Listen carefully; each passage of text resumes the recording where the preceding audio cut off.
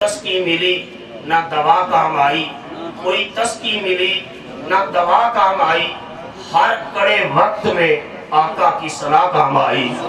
چارہ گروں کی جہاں چارہ گری ختم ہوئی، چارہ گروں کی جہاں چارہ گری ختم ہوئی، ان کے قدموں کی وہاں خاک شفا کام آئی۔ اور موت کا تصور یہ ہے، علامہ اقبال رحمۃ اللہ علیہ ایک جگہ جو ہے وہ یورپ کے اندر بیٹھے تھے، مختلف فلاسفر بیٹھے موت کی حقیقت پر غور کر رہے تھے۔ کسی نے کہا کہ موت مٹ جانے کا نام ہے، کسی نے کہا موت ختم ہو جانے کا نام ہے۔ ایک فلاسفر نے حکیم نیٹشے کا تصور دیا، جرمن کا مشہور مجذوب فلسفی حکیم نیٹشے نے تکرار ابدی کا نظریہ پیش کیا۔ اس نے کہا کہ جس طرح ہسٹری ریپیٹ ہوتی ہے، اسی طرح پرسنالٹیز بھی ریپیٹ ہوتی ہیں۔ ایک انسان مرتا ہے، پھر اسی جیسا دوسرا انسان آ جاتا ہے۔ یہی وہ فلسفہ تھا جو ہندو دھرم کے اندر آواگون اور جونی چکر کے نام سے مشہور و معروف ہے، کہ ہندو بھی کہتے ہیں کہ روح قدیم ہے، روح جو ہے وہ پلٹ کے آتی ہے۔ اگر انسان مرنے والا اچھا ہو تو کسی دوسرے انسان کے اندر اس کی روح متشکل ہو کر آ جاتی ہے، اگر وہ انسان برا ہے تو ہندو دھرم کے مطابق اس کی روح کسی جانور کی شکل اختیار کر لیتی ہے۔ کسی نے کہا کہ موت کے بعد جسم بھی مٹ جاتا ہے اور روح بھی مٹ جاتی ہے۔ جب سارے فلاسفر اپنا اپنا نقطۂ نظر، اپنے اپنے مذاہب کا جو ہے وہ نقطۂ نظر بیان کر چکے، جب اقبال کی باری آئی تو اقبال سے کہا، اقبال تو بتا، تو جو ہے مدنی تہذیب کا نمائندہ ہے، تو محمد کی تہذیب کا نمائندہ ہے، تو بتا کہ اسلام میں زندگی اور موت کا تصور کیا ہے۔ اقبال نے کہا ہاں میں بتاتا ہوں کہ ولادت سے موت تک یہ زندگی نہیں ہے۔ کہا پھر یہ کیا ہے؟ کہا یہ زندگی کی کتاب کا دیباچہ ہے۔ کہا پھر زندگی کیا ہے؟ کہا مومن کی اصل زندگی اس دن شروع ہوتی ہے جب وہ قبر میں جاتا ہے، اس کو دیدار مصطفیٰ نصیب ہوتا ہے۔ اس دن مومن کی زندگی کا آغاز ہوتا ہے۔ یہ قرآن نے کہا من عمل صالحا من ذکر او انثی وہو مؤمن فلنحیینہ حیاتا طیبہ، جو نیک عمل کرے گا چاہے وہ مرد ہوگا یا عورت ہوگی، شرط یہ ہے کہ وہ مومن ایمان کی حالت میں کرے گا۔ تو فرمایا مرنے کے بعد ہم اس کو مٹنے نہیں دیں گے، فَلَنُحْيِيَنَّهُ حَيَاتًا طَيِّبَةً، مرنے کے بعد اس زندگی سے زیادہ پاکیزہ اور پیاری زندگی عطا فرما دیں گے۔ تو نعرہ تکبیر، نعرہ رسالت، نعرہ حیدری۔ اقبال نے نیٹشے کے بارے میں کہا، نیٹشے زندگی اور موت کی حقیقت اس لیے نہ سمجھ سکا کہ نیٹشے خدا کی کبریائی کا منکر تھا، اللہ کی توحید کا منکر تھا۔ اقبال نے سینے پہ ہاتھ مار کر کہا اگر ہوتا وہ مجذوب فرنگی اس زمانے میں، اگر ہوتا وہ مجذوب فرنگی اس زمانے میں، اقبال اس کو سمجھاتا مقام کبریا کیا ہے، مصطفیٰ کے غلام کے سامنے بیٹھتا، میں بتاتا کہ خدا کا مقام کیا ہے۔ پھر اقبال نے کہا میرا فلسفہ سن لو، موت کو سمجھا ہے غافل اختتام زندگی، موت کو سمجھا ہے غافل اختتام زندگی، ہے یہ شام زندگی صبح دوام زندگی۔ کہا ایک طرف زندگی کی شام ہوتی ہے، دوسری طرف دائمی زندگی کی صبح کا آغاز ہو جاتا ہے۔ حضرت بلال حبشی کا آخری وقت آیا، ان کی زوجہ نے پاؤں پر ہاتھ رکھ کر رونا شروع کر دیا، ہائے میں اجڑ گئی، ہائے میں برباد ہو گئی۔ آپ نے فرمایا تجھے کیا ہوا؟ کہا میرا شریک حیات جا رہا ہے، میرا شریک سفر جا رہا ہے، میرا جیون ساتھی جا رہا ہے۔ فرمایا زوجہ کو کہ یہ بین نہ کر، رو نہیں، دنیا والوں کو جا کر مبارک دے، خوشخبری سنا۔ کہا کس بات کی خوشخبری؟ کہا اس بات کی خوشخبری دے کہ لوگوں بلال کامیاب ہو گیا۔ پوچھا کس طرح؟ کہا تھوڑی دیر کے بعد ملک الموت آئے گا، میری روح قبض کرے گا، میں قبر میں جاؤں گا، اپنی آقا محمد کا دیدار نصیب ہو جائے گا۔ قبر میں آئے سرکار تو تو میں قدموں میں گروں، قبر میں آئے سرکار تو میں قدموں میں گروں، اگر فرشتے بھی اٹھائے تو ان سے یوں کہوں اب پائے ناز سے اے فرشتوں کیوں اٹھوں، میں من کے پہنچا ہوں یہاں اس دل ربا کے واسطے۔ تکبیر، نعرہ رسالت، سیدی مرشدی، یا نبی یا نبی، آپ پائے ناز سے میں فرشتوں کیوں اٹھوں، مر کے پہنچا ہوں یہاں اس دل ربا کے واسطے۔ اقبال نے کہا کہ نہیں، مومن مرتا نہیں ہے، وہ قبر میں جاتا ہے، دائمی زندگی، اس زندگی کا ایک سٹیپ عبور کرتا ہے، دوسرے سٹیپ پر آتا ہے۔ انہوں نے کہا فرشتہ روح قبض کرتا ہے، اقبال نے کہا پھر سن، فرشتہ موت کا وہ چھوتا ہے بدن تیرا، فرشتہ موت کا وہ چھوتا ہے بدن تیرا، تیرے وجود کے مرکز سے مگر دور رہتا ہے، تیرے وجود کے مرکز سے مگر دور رہتا ہے۔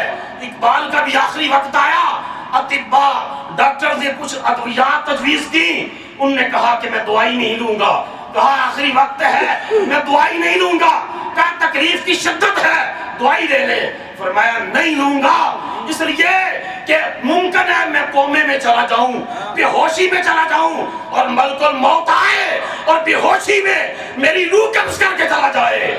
میں ہوش میں رہنا چاہتا ہوں کہ میں دیکھوں ملک الموت عام انسان کے پاس کیسے آتا ہے اور محمد کی عاشق کی بارگاہ میں کیسے آتا ہے۔ پھر اقبال نے فارسی کا یہ شعر پڑھا، فارسی کا، اقبال نے کہا نشان مرد مومن بات گویم، نشان مرد مومن بات گویم، چون مرگائد تبسم بر لب اوست۔ اقبال نے کہا سن مومن کی نشانی، جب مومن کی موت کا وقت آتا ہے تو کہا اس کے چہرے پر مسکراہٹ رقص کر رہی ہوتی ہے، مسکراہٹ رقص کر رہی ہوتی ہے۔ مسکراہٹ کیوں رقص کرتی ہے؟ لوگ کہتے ہیں آنکھیں کھلی ہیں بند کر دو، عارفیں کھڑی، میاں محمد صاحب نے کہا کہ نہیں، اکھی تاڑے لگیاں تے رستہ ویکھن یار سجن دا، اکھی تاڑے لگیاں تے رستہ ویکھن یار سجن دا، عاشق تے شہید محمد نہیں محتاج کفن دا۔ ایسی ایسی عاشق صادق اور عارف کامل لوگ گزرے۔ قاضی ایاز مالکی نے الشفا شریف میں لکھا ہے، علامہ جلال الدین سیوطی نے الخصائص الکبریٰ میں لکھا ہے کہ نبی پاک علیہ السلام کے ایک تابعی تھے، حضرت ربیع بن فراش ان کا نام تھا، انہوں نے قسم کھا لی تھی جب تک میں اپنا انجام نہ دیکھ لوں گا کہ اللہ میرے ساتھ کیا سلوک کرے گا میں زندگی میں ہنسوں گا نہیں۔ ساری زندگی حضرت ربیع بن فراش رضی اللہ تعالیٰ عنہ کو کسی نے ہنستے نہیں دیکھا، حتیٰ کہ جب ان کی موت کا وقت آیا ان کو غسل دینے لگے، غسال غسل دینے والا اندر گیا، دوڑ کر باہر نکل آیا، لوگوں نے کہا کیا معاملہ ہوا، کیوں باہر نکلا ہے؟ اس نے کہا نحن نغسلہ وہو یتبسم، آج تک کسی ایسے مرنے والے سے واسطہ نہیں پڑا، میں اس کو غسل دیتا ہوں وہ آگے سے مسکراتا، اونچا بولو نا، وہ آگے سے مسکراتا ہے۔ لوگوں میں چیب گوئیاں ہوئی کہ مرنے کے بعد مسکراتا ہے، یہ کیا معاملہ ہے؟ ان کے بھائی سے پوچھا گیا، انہوں نے کہا ہاں ہاں اگر وہ مسکراتا ہے تو جنتی ہے، اونچا بولو، مسکراتا ہے تو جنتی ہے، کیونکہ زندگی میں اس نے قسم اٹھائی تھی جب تک اپنا انجام نہ دیکھ لوں گا مسکراؤں گا نہیں۔ جب غسل ہو گیا ان کو اٹھا کر لے کر جانے لگے اور لوگ جا رہے ہیں کلمہ شریف کا گرد کر رہے ہیں۔ علامہ سیوطی نے خصائص الکبریٰ میں لکھا، قاضی ایاز مالکی نے الشفا شریف میں لکھا کہ انہوں نے کفن سے ہاتھ باہر نکال کر کہا السلام علیکم ورحمت اللہ وبرکاتہ، لوگوں نے کہا وعلیکم السلام ورحمت اللہ وبرکاتہ، اتتکلم بعد الموت، کیسا مردہ ہے مرنے کے بعد بھی کلام کرتا ہے، مرنے کے بعد بھی گفتگو کرتا ہے۔ ان کی روح نے اس وقت کہا ہوگا کہ عرش فرشتے بانگا ملیاں تے مکے پہ گیا شور، عرش فرشتے بانگا ملیاں تے مکے پہ گیا شور، بلے شاہ اسی مردہ نہیں، بلے شاہ اسی مردہ نہیں تے گور پیا کوئی اور، کہا کوئی اور مرا ہوگا۔ لوگوں نے پوچھا آپ نے، لوگوں نے جنازہ اسی چارپائی پر تھے، پوچھا آپ نے انجام دیکھ لیا، اللہ نے کیسا معاملہ کیا؟ انہوں نے لکھا استقبالانی ربی بروح و ریحان، میرے رب نے مسکرا کر میرا استقبال کیا ہے، اور جب میں رب سے میری روح کی ملاقات ہوئی ہے تو اللہ کی قدرت کے چہرے پر کوئی ناراضگی کے آثار نہ تھے۔ لوگ آپس میں گفتگو کرنے لگے، کلام کرنے لگے۔ انہوں نے کفن کے اندر سے آواز دی اجلونی ولا تؤخرونی لأن ابا القاسم ینتظر علی السید علی الصلاۃ علیہ الصلاۃ، کہا جلدی کرو، دیر نہ کرو، ابو القاسم محمد مصطفیٰ میری نماز جنازہ کا انتظار کر رہے ہیں، میری نماز جنازہ کا انتظار کر رہے ہیں۔ میاں محمد بھائی صاحب نے کہا واہ واہ موت محبہ والی، واہ واہ موت محبہ والی، اندر عشق دے مرنا، والا موت محبہ والی، اندر عشق دے مرنا۔ من تو پہلا راضی ہو گئے تھے اسرائیل کے کرنا، من تو پہلا راضی ہو گئے اسرائیل کے کرنا۔ لوگوں نے جنازہ پڑھا، قبر میں اتار کر لوگ وسوسے میں مبتلا ہوئے کہ مرنے کے بعد کلام کرتا ہے۔ اس وقت روئے زمین پر سب سے بڑی جو عالمہ تھی، مفتیہ تھی، فقیہہ تھی، وہ رسول اللہ کی زوجہ اور ہماری ماں ام المومنین حضرت سیدہ عائشہ صدیقہ رضی اللہ تعالی عنہا تشریف فرما تھی۔ لوگوں نے کہا جنازہ پڑھ کر جا کر ام المومنین سے مسئلہ پوچھتے ہیں کہ عجیب معاملہ ہوا ہے، آپ کے پاس اس کی کوئی شرعی دلیل موجود ہے؟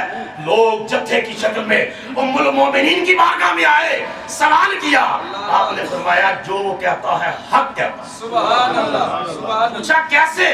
کہا میں نے اپنے آقا سے سنا تھا کانا رجلن من امتی یتکلمون بعد الموت، فرمایا میری امت میں ایسے مرد ہوں گے، ایسے مردان برحق ہوں گے جو مرنے کے بعد بھی کلام کیا کریں گے۔ عرش فرش تے بانگا ملیاں تے مکے پہ گیا شور، بولے شاہ اسا مرنا نہیں تے گور پیا کوئی اور۔ اقبال نے کہا مرنے کا درس دینے والوں، کون کہتا ہے کہ موت آئی تو مر جاؤں گا؟ میں تو دریا ہوں، سمندر میں اتر جاؤں گا۔